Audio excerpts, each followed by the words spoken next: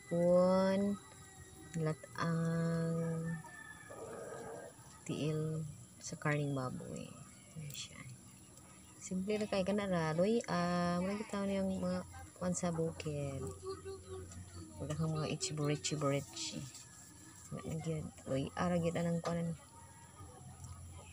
Ang lamas.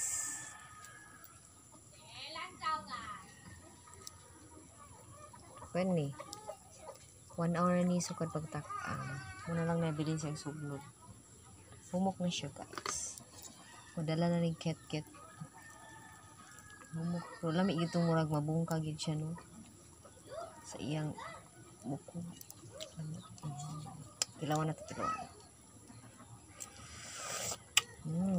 Me.